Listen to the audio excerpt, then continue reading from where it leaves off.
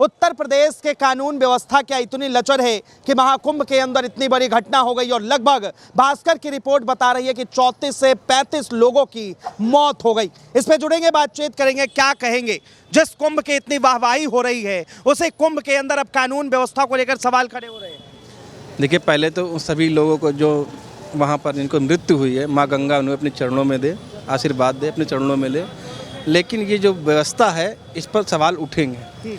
ये लचर व्यवस्था, इसे व्यवस्था नहीं कहेंगे, कि लचर व्यवस्था के देखते हुए ये हमारे जो भाई कुंभ में गए थे, जिनकी आस्था के साथ खिलवाड़ हुआ है, उस आस्था में डुबकी लगाने के लिए गए और उनकी मृत्यु हो गई। कितना बड़ा दुख है आज पूरे हिंदुस्तान के अंदर।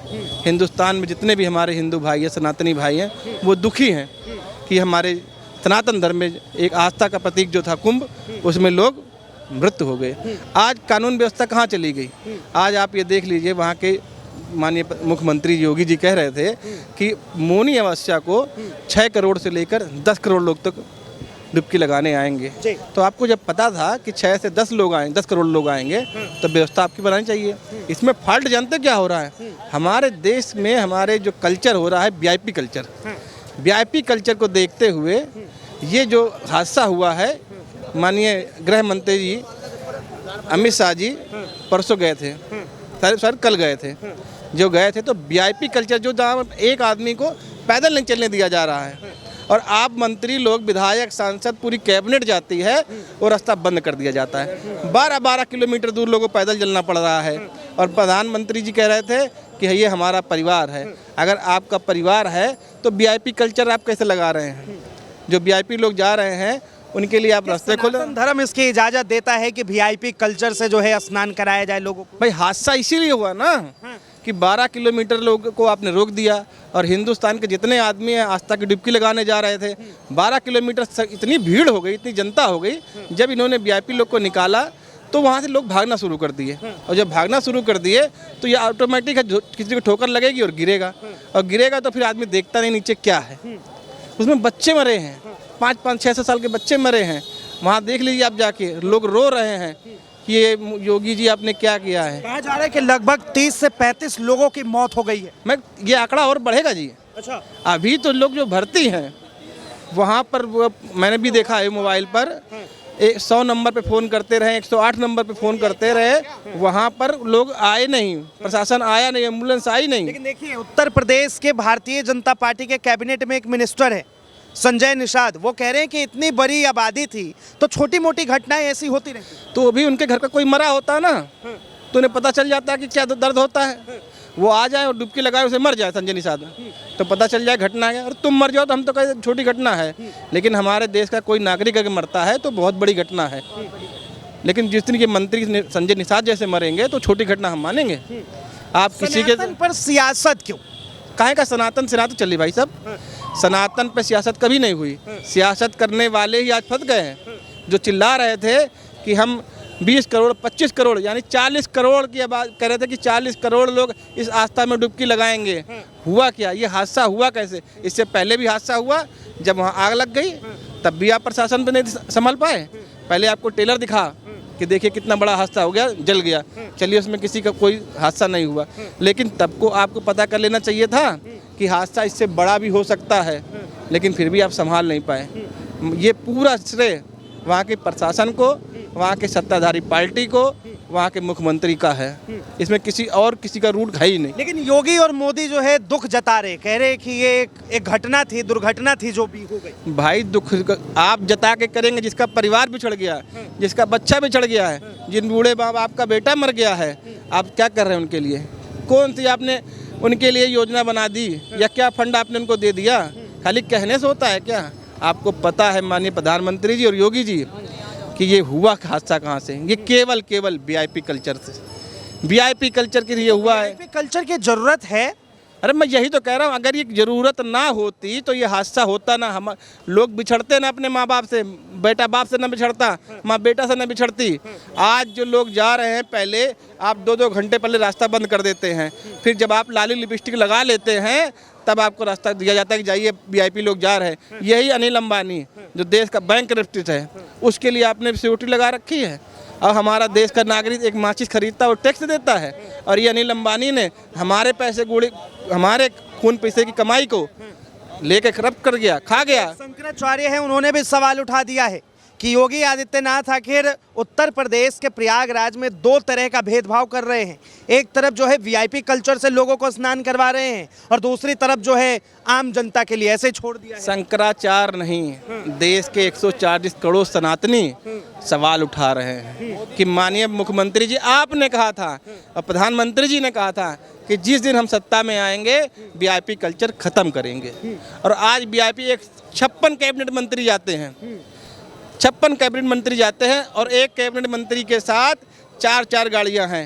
अब आप गणना कर लीजिए कि ये जो मंत्री जा रहे हैं कितनी गाड़ियों के साथ जा रहे हैं, और आम आदमी जो माननीय योगी जी को या प्रधानमंत्री जी को चुनता है उनके लिए वोट डालता है, वो तरस रहा है लाइन में 10-10 घंटे खड़ा हुआ है कि हमारे को दर्शन हो जाएंगे बजरंगबली के, बड़े बजरंगबली जी वहाँ पर हैं, उनके दर्शन हो जाएंगे, या प्रयाग में जाके मैं डुबकी लगा लूँगा। लेकिन नहीं, आम आदमी के लिए वहाँ कीड़े मकोड़े के तरीके भर दिया गया है।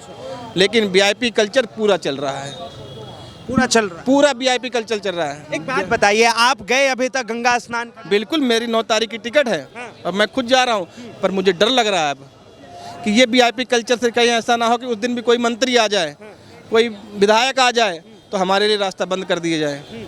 रास्ता हमारे लिए खुला होना चाहिए, लेकिन रास्ता आज हमारे लिए बंद किए जा रहे हैं। आज हमारे अखाड़े के जितने भी माननीय शंकराचार्य हैं उन्होंने मना कर दिया है कि हम मौनी अवश्य में स्नान नहीं करेंगे। ये हमारी आस्था है। शंकराचार्य उन्होंने हमारे बारे में समझा कि ये हादसा हुआ, हम नहीं नहाएंगे। लेकिन देखिए, पंडित धीरेन्द्र कृष्ण शास्त्री जो है वो कह रहे हैं कि जो भी इस बार महाकुंभ में डुबकी नहीं लगाएगा वो देशद्रोही कहलाएगा। तो ये बता देना, मैं शास्त्री जी कब नहाने गए हैं? शास्त्री जी अभी तक नहाने गए? अभी शास्त्री जी खुद नहीं गए हैं। अरे गए तो थे अपनी पूरी, एक मतलब उनके कहने से जनता चलेगी क्या? जहाँ हमारा मन है, हमारी आस्था है, तुम हमें समझाओगे क्या? यही पंडितों की बात सुन सुनकर, इन जैसे पाखंडियों की बात सुनकर जनता गुमराह हो रही है। कोई तो कहता है गोबर खा लो, कोई कहता है गाय का मूत्र पी लो, तो यही पाखंडी लोग तो हैं। अभी कोई कहेगा प्याज इस जगह से पैदा हुआ है, लहसुन यहाँ से पैदा हुआ है, कोई कहेगा लहसुन वहाँ से नहीं पैदा हुआ है। तो ये पाखंडियों की बात नहीं सुननी, ये हमारी आस्था है, हम कुंभ में नहाएंगे। ये किसी कहने पे हम नहीं जाते हैं, ये हमारा मन है, हम जाएंगे। देखिए, सुबह से जो है कई तरह की फ़ोटो, कई तरह की वीडियो सामने आ रही है। साफ तौर पे जो है लोगों का मन विचलित है, लोग डर रहे हैं कि अब कैसे जाएं। लेकिन उत्तर प्रदेश में प्रशासन की तरफ से कहा गया है कि अभी कोई घबराने की बात नहीं। देखिए, प्रशासन छुपाता है। जब यही कानपुर पे 2 पैसेंजर ट्रेनें आपस में लड़ गई थी, क्या आंकड़ा आया था भाई? 2 लोग मरे हैं। 2 पैसेंजर ट्रेनें लड़ जाती हैं, मरने वाली की संख्या 2 होती है, तो प्रशासन आंकड़ा छुपा रहा है। अभी आंकड़ा और बढ़ेगा, और मैं फिर माननीय मुख्यमंत्री जी से कह रहा हूँ, जो हमारे भाई घायल हुए हैं उनको अच्छा से अच्छा ट्रीटमेंट दिया जाए और अच्छे से अच्छे अस्पताल में उनकी दवाई करी जाए। ये राजनीति का समय नहीं है, ये उन घायलों का देखने का समय है कि जिनको देखें और समझें, उनकी जल्दी से जल्दी दवाई और रिकवरी कराई जाए। विपक्ष के नेता सवाल उठा रहे, राघव चड्ढा ने भी कह दिया है कि ये कौन सा सनातन धर्म है जिसमें जो है लोग अगर महाकुंभ में अपनी आस्था को लेकर जाए तो एक फ्लाइट की जो नॉर्मल टिकट 8,000 से 5,000 थी, आज के समय में 15,000 से 20,000 रुपये। भाई ये दलाली हो गई ना प्रशासन में। तो यही कहता हूँ, प्रशासन कहाँ चुप बैठा है और क्या देख रहा है? ये सनातनियों के साथ कैसा अत्याचार हो रहा है कि जो आदमी एक आस्था लगाने के लिए जा रहे थे कि हम फ्लाइट से जाएंगे, आज 38,000 रुपये की टिकट हो गई है। बताइए क्या सनातनियों का हर्ष हो गया? जो ट्रेन की टिकट पहले आप 3-3 महीने खाली रहती थी, वो पहले भी बुक हो जा रही है। वेटिंग टिकट नहीं मिल रही है। दलालों से कराओगे तो 1,000 रुपये ऊपर ले रहे हैं। बस का किराया जो 1,000 रुपये था इलाहाबाद का, वो 3,000 कर दिया गया। और प्रशासन को सब पता है, कोई भी प्रशासन चू करने वाला नहीं है। योगी जी जो है एक्शन क्यों नहीं ले भाई? अच्छा देखिए, जब हमारा लॉकडाउन लगा था तब प्रधानमंत्री ने कहा था ना, जो जिस रेट पर है उसी पे दिया जाएगा, अगर उससे ज़्यादा कोई मांगेगा तो फिर कानूनी कार्रवाई होगी। तो ऐसे आप भी तो कह सकते थे कि भाई कुंभ हमारी हिंदुस्तान की आस्था का प्रतीक है, इस पर कोई भी किराया नहीं बढ़ेगा।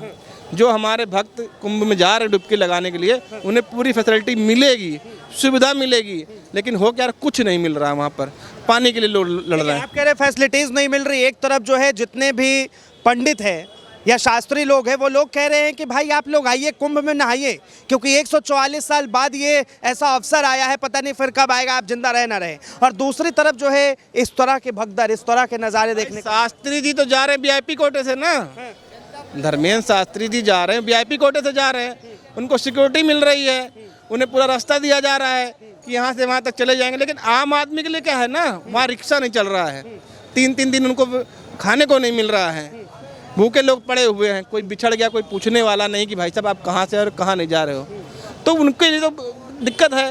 शास्त्री जी को दिक्कत नहीं है ना, शास्त्री जी तो आएंगे, उनको प्रशासन साथ में ले जाएगा, फ्री में ले जाएगा, फ्री में घुमाएगा, खिलाएगा, फ्री में सब करेगा। और जो उनके भक्त हैं चेले चपेटे उनके साथ रहेंगे, उनको भी अच्छी सुविधा मिल जाती है। लेकिन आम आदमी जो 40 करोड़ आदमी जा रहा है उसके बारे में सोचना चाहिए, सरकार को उसके बारे में सोचना चाहिए। सरकार उसके बारे में नहीं सोच रही है। ये जो घटना हुआ है इसे आप किस तरह देखते हैं, दुर्घटना या फिर साजिश? नहीं, दुर्घटना, साजिश कोई नहीं, ये दुर्घटना है। इस पर पूरी नाकामी प्रदेश सरकार की है, प्रशासन की है। प्रशासन इसको नहीं संभाल पाया और सरकार इस पे अपनी व्यवस्था पूरी नहीं कर पाई। कहा जा रहा है कि एक बार जो है जब महाकुंभ हुआ था तो आजम खान भी जो है उस समय उसके इंचार्ज थे, और उस वक्त जब कुछ इस तरह का हादसा हुआ तो उस टाइम तुरंत आजम खान ने जो है इस्तीफा दे दिया। बिल्कुल, हाँ जी, इस्तीफा दे दिया था। देखिए आजम खान जब वहाँ बनाए गए थे, वहाँ के इंचार्ज प्रभारी थे, मतलब इंचार्ज ही मान लीजिए था, वहाँ पर उन्होंने जब ये हादसा हुआ तो उन्होंने तुरंत इस्तीफा दिया, बोला हमसे नहीं संभला है।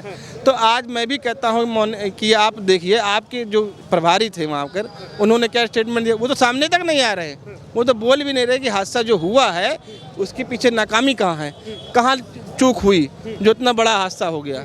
कोई बोलने वाला नहीं है, कोई समझाने वाला, गाइड करने वाला नहीं है कि आपने अब हुआ क्या है, ट्रेनें बंद कर दी जा रही हैं। अब ट्रेनें बंद कर दी, अपील की क्या जा रही है कि जो जहाँ पर है वो अपने पास में जाकर गंगा जी में डुबकी लगा ले और अपने घर को चला जाए। आदमी जो 2 दिन से वहाँ बैठा हुआ है कि मैं मौनी अमावस्या को नहाऊंगा, तो वो घर चला जाएगा।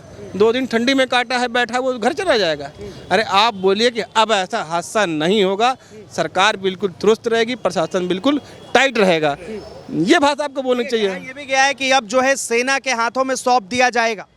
बिल्कुल, हाँ, अगर आपके बस में नहीं है तो बिल्कुल सेना को दिए, उनके हाथों में कर दीजिए। सेना हमारी, मैं गारंटी करता हूँ, मतलब कहा जा रहा है कि अगर उत्तर प्रदेश की प्रशासन फेल हो गई तो सेना के हाथों में कुंभ सौंप दिया। भाई सेना के हाथों में तो देश है हमारा, जब वो देश संभाल सकती तो इतने 40 करोड़ आदमी संभालने में कितना टाइम लगेगा। सेना में कोई भेदभाव नहीं करने वाला है, उनके लिए सब वीआईपी कल्चर नहीं है। जिस दिन ये वीआईपी कल्चर ख़त्म हो जाएगा, आप देख लीजिए हर आस्था का जो मंदिर हमारा है वो सबके लिए बराबर हो जाएगा। और हर जगह ये होता है। मैं आपके चैनल से अपील करना चाहता हूँ, अगर मेरी आवाज़ सरकार तक जाती है, ये वीआईपी कल्चर ख़त्म कर दे, चाहे मंदिर में हो या कुंभ में हो या किसी भी जगह हो। ये वीआईपी कल्चर जब तक चलेगा, जब तक देश का आम आदमी ऐसे ही पिसता रहेगा। बहुत बहुत धन्यवाद तमाम जानकारी के लिए। तो साफ तौर पे देखिए किस तरह से कुंभ से जो खबरें आई उसके बाद लगातार ये चर्चा हो रहा है कि प्रशासन नाकाम है और साफ तौर पर अब कुंभ की जिम्मेदारी जो है सेना के हाथों में दिया जा सकता है।